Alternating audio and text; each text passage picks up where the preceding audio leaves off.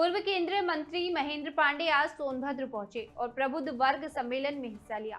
पत्रकारों से बातचीत में उन्होंने बताया कि सम्मेलन का उद्देश्य डॉक्टर अंबेडकर की कार्यों, वक्फ संशोधन विधेयक पर जागरूकता, एक देश एक चुनाव और अटल जन शताब्दी वर्ष जैसे मुद्दों पर विचार विमर्श करना है।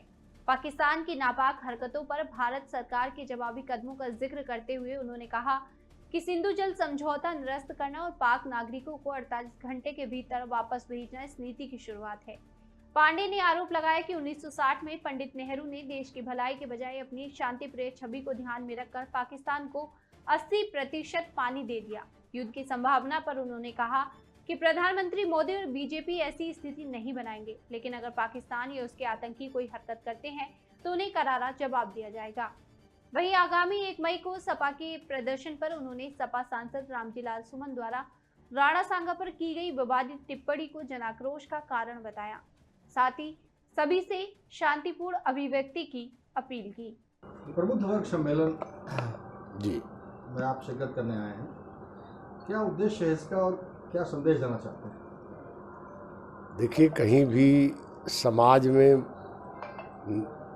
लोगों का मत निर्धारण करने में और किसी भी नीतिगत विषय को आगे बढ़ाने में प्रबुद्ध वर्ग की बड़ी भूमिका होती है।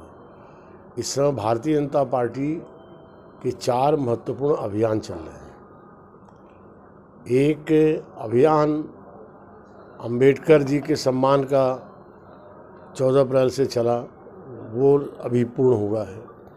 दूसरा, वक्फ संशोधन विधेयक पर जन जागरण, और तीसरा, एक राष्ट्र एक चुनाव, जिस पर संसद में विधेयक पेश हुआ है, उस विषय पर भी जनमत का निर्माण, लोगों को जागरूक करना। साथ में अटल जी की जन्म शताब्दी के 100 वर्ष पूर्ण हो रहे हैं, तो जन्म शताब्दी वर्ष, तो इन सब विषयों पर चर्चा करना।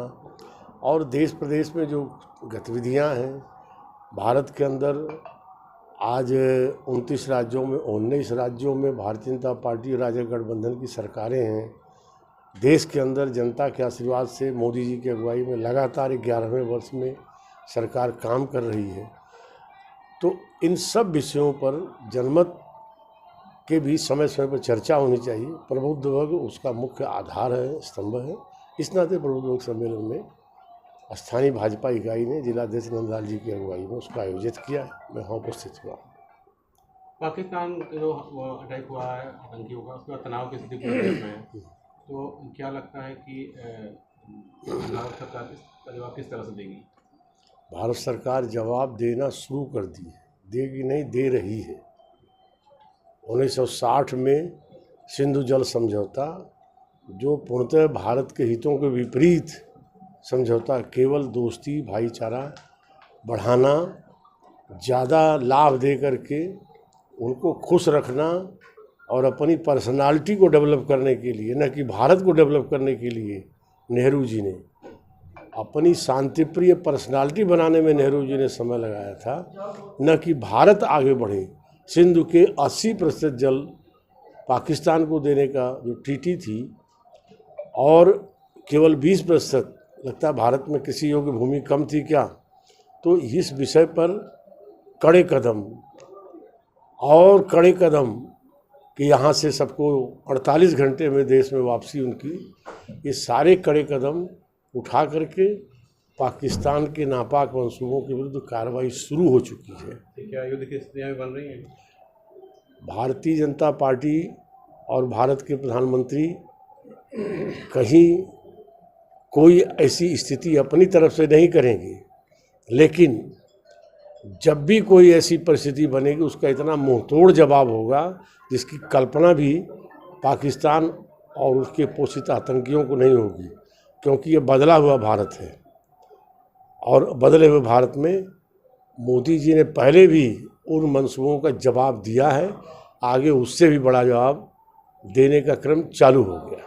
सपा के सांसद हैं रामजीलाल, उनके पर जो लगातार हमले हो रहे हैं, उसको लेकर सपा ने 1 मई को पूरे प्रदेश में जहाँ प्रदर्शन का ऐलान किया, क्या कहना चाहेंगे इस पर? क्या सपा के सांसद के अमर्यादित बोल के चलते, भारत के महान सपूत राणा सांगा के बारे में बहुत ओछी टिप्पणी के चलते कहीं कहीं जन आक्रोश लोगों का व्यक्त हुआ है। शांतिपूर्ण तरीके से जन आक्रोश व्यक्त करने का सबको अधिकार है। लोगों को उसी दिशा में अपनी बात को कहना चाहिए।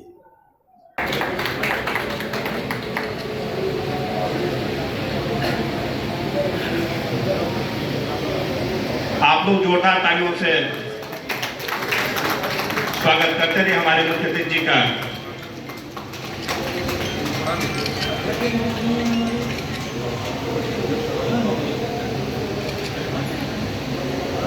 इस कार्यक्रम के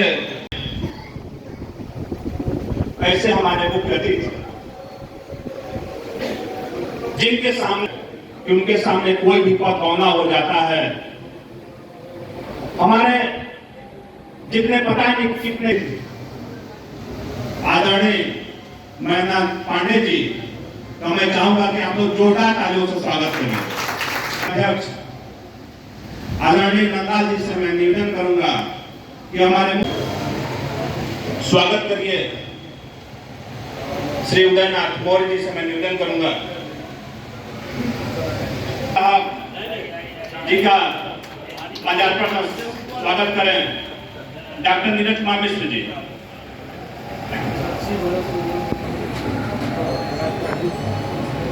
और अगली कड़ी में